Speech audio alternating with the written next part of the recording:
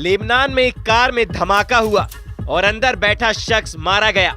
तस्वीरें ऐसी जिसे दिखाना मुनासिब नहीं। ये हमास के बहुत ही बड़े कमांडर का एनकाउंटर है जो इजराइल ने लेबनान में किया है। चलिए आपको बता देते हैं कौन है हमास का वो कमांडर जिसकी हत्या हुई है, कौन मारा गया है। नाम मोहम्मद शाहीन। क्या काम करता था? लेबनान में हमास का कमांडर था। अटैक कहां हुआ? लेबनान का सैदा शहर। अटैक किसने किया? इजराइल की खुफिया एजेंसी शिन बेत। अटैक कैसे हुआ? ड्रोन से कार पर अटैक और हमास कमांडर खत्म। लेबनान में यह हमला इजराइल के बहुत ही आक्रामक युद्ध का सिग्नल है। इसकी सबसे बड़ी वजह समझ लीजिए, क्योंकि इजराइल ने एक बार से अपने दो बड़े दुश्मन हमास और हिजबुल्लाह पर एक साथ हमला किया है।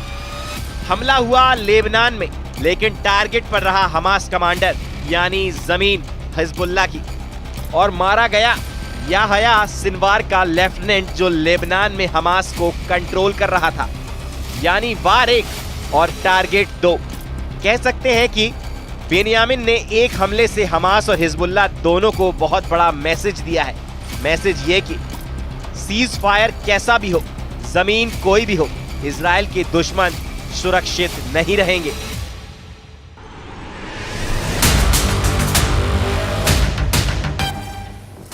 बेनियामिन नेतन्याहू के इन खतरनाक तेवरों को उनके एक और बड़े फैसले से समझिए, जिसमें इजराइल की सेना को लेकर बहुत बड़ा ऐलान किया गया है। अब इजराइल का नया कमांडर बनाए गए हैं मेजर जनरल इयाल जमीर। उन्होंने लेफ्टिनेंट जनरल हर्जी हवेली की जगह ली है, जिन्होंने हमास के खिलाफ इजरायली सेना की नाकामी पर इस्तीफा दिया है। उनकी जगह मेजर जनरल इयाल जमीर बन गए हैं। इजरायली सेना के नए चीफ ऑफ स्टाफ 59 साल के जनरल इयाल जमीर एक टैंक कमांडर रहे हैं। इयाल जमीर नेतन्याहू के करीबी हैं। वो 2012 से 2015 तक नेतन्याहू की मिलिट्री सचिव रह चुके हैं। नए कमांडर के साथ नेतन्याहू अपने अरब वर्ल्ड वाले मिशन को पूरा करना चाहते हैं। जनरल इयाल जमीर का ग्राउंड पर खौफ बहुत ज्यादा है। जनरल जमीर इजराइल के बहुत ही खतरनाक कमांडर माने जाते हैं और उनके सामने इस वक्त हमास को रोकने के साथ साथ हिजबुल्लाह को भी जड़ से खत्म करना बड़ा चैलेंज है। लेकिन यह आसान नहीं होगा। दक्षिण लेबनान के फ्रंट पर क्या हो रहा है उसका ट्रेलर देख लीजिए। इस वक्त इजराइल हिजबुल्लाह के गढ़ दक्षिण लेबनान में बहुत ज्यादा एक्टिव है।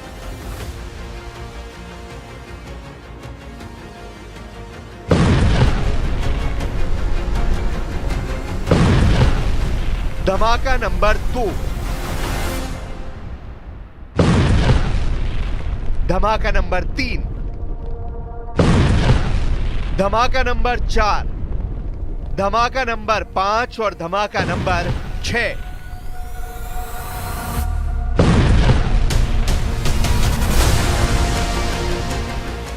इन धमाकों के साथ इजराइल ने नए युद्ध की गारंटी दे दी है। इन धमाकों के साथ इजराइल ने बता दिया है कि नईम कासिम का भी वही हाल होगा जो हसन नसरल्लाह का हुआ। दक्षिण लेबनान में इजराइल का ऑपरेशन सफाया जारी है। ऑपरेशन सफाया यानी अब हिजबुल्लाह और इजराइल का सीज फायर, डबल फायर उगल रहा है। जनरल जमीर को कमान देने के बहुत बड़े मायने हैं। वो एक टैंक कमांडर रहे हैं। जनरल जमीर को 2018 और 2022 में भी इजरायली सेना का चीफ ऑफ स्टाफ बनाने के बारे में सोचा गया था। हमास से युद्ध शुरू होने के बाद जनरल जमीर को रक्षा मंत्रालय में महानिदेशक का ओहदा दिया गया। अब उनको वॉर जोन में उतारा गया है। इस वक्त लेबनान और गाजा दोनों वॉर जोन को लेकर इजराइल बहुत ज्यादा पसोपेश में है।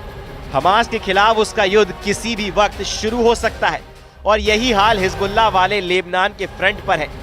अमेरिका डिप्लोमेसी के जरिए हिजबुल्लाह से निपटना चाहता है। मॉर्गन ऑर्टगेस लेबनान में डोनाल्ड ट्रंप की प्रतिनिधि के तौर पर भेजी गई, लेकिन अब उन्होंने हिजबुल्लाह को बहुत ही बुरी तरह धमका दिया है।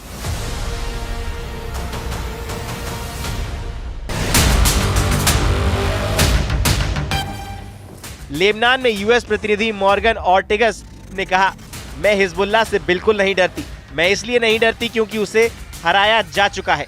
अमेरिका ने हिजबुल्लाह के खिलाफ लाल रेखा खींच दी है और अब वो लेबनान के लोगों को नहीं डरा पाएंगे। लेबनान में हिजबुल्लाह और हमास दोनों के खिलाफ इजराइल की जो आग फैल रही है, उसमें डोनाल्ड ट्रंप और बेनियामिन नेतन्याहू की सीक्रेट मीटिंग का बहुत बड़ा हाथ है। इसी मीटिंग के बाद ट्रंप ने मॉर्गन ऑर्टिगस को लेबनान भेजा और अब मॉर्गन को हिजबुल्लाह किलर कहा जाने लगा है। सबसे बड़ी बात यह है कि अब हिजबुल्लाह की लीडरशिप तहस नहस हो चुकी है। हसन नसरल्लाह के मारे जाने के बाद नई कासिम नया कमांडर है, लेकिन मॉर्गन ऑर्टिगस ने नईम कासिम के लिए लाल रेखा खींच दी है और यही रेड लाइन बनाने वाली मॉर्गन अब हिजबुल्लाह के खिलाफ किलिंग मशीन बनने के लिए तैयार है। ईरान पर अब राष्ट्रपति ट्रंप का दबाव है ताकि पश्चिम एशिया में अपने समर्थक गुटों को फंड ना दे पाएं। हम ये भी सुनिश्चित करेंगे कि ईरान परमाणु बम न हासिल कर पाए और क्षेत्र में बाकी देशों को भी नुकसान ना पहुंचा पाए, जो वो दशकों से करते आ रहे हैं। लेबनान में जिस तरह से हमास का कमांडर शाहीन मारा गया, ये वही आग है और इस आग को हिजबुल्लाह के लिए और खतरनाक बनाने की जिम्मेदारी मॉर्गन ऑर्टिगस को मिली है। दक्षिण लेबनान में हिजबुल्लाह के अड्डों को चुन चुन कर खत्म कर रहा है इजराइल, चाहे वो हथियारों के अड्डे हों, चाहे वो हिजबुल्लाह के लड़ाकों के अड्डे हों। एक तरफ ट्रंप की हिजबुल्लाह किलर मॉर्गन ऑर्टिगस है, तो दूसरी तरफ नेतन्याहू ने बताया है नया कमांडर मेजर जनरल इयाल ज़मीर। दोनों के पास इजराइल के दुश्मनों को निपटाने की जिम्मेदारी है। वहीं हिजबुल्लाह ने साफ साफ कह दिया है कि अब अगर इजराइल का एक भी सैनिक लेबनान की जमीन पर नजर आया तो उसके जिम्मेदार नेतन्याहू और उनके कमांडर होंगे। इधर हिजबुल्लाह महासचिव नईम कासिम ने अपना इरादा साफ कर दिया है। उन्होंने कहा, अगर कोई इजरायली सैनिक दिखा तो वो कब्जा करने वाला माना जाएगा। अब हम एक कब्जा करने वाले से कैसे निपटे, हम उसे ये नहीं बताएंगे। अब सब जानते हैं कि कब्जा करने वाले से कैसे निपटा जाता है। कुल मिलाकर हिजबुल्लाह और हमास को ठिकाने लगाने वाला ट्रंप का लाइसेंस नेतन्याहू के पास पहुंच चुका है। इजराइल और अमेरिका के कमांडर लगातार प्लानिंग कर रहे हैं कि गाजा को कैसे क्लीन आउट किया जाए, हिजबुल्लाह को तहस नहस कैसे किया जाए। इजराइल ने जैसा हसन नसरल्लाह और हाशिम सफीद्दीन का किया, वही हाल अब हिजबुल्लाह के नए चीफ नईम कासिम का किया जाएगा। रक्षा मंत्री इजराइल काटस इसकी 100% गारंटी दे रहे हैं। वहीं इजराइल के रक्षा मंत्री काटस ने पलटवार करते हुए कहा कि मैं नसरल्लाह की जगह लेने वालों को सुझाव देता हूं कि वो पुराने नेताओं की तरह इजराइल के इरादे को गलत ना समझे, नहीं तो उन्हें भारी कीमत चुकानी पड़ेगी। इजराइल के तेवर बताते हैं कि वो हमास के साथ साथ अब हिजबुल्लाह के खिलाफ डबल युद्ध के लिए तैयार है। फरवरी में ही दोनों मोर्चों पर बड़ी जंग का खतरा मंडरा रहा है।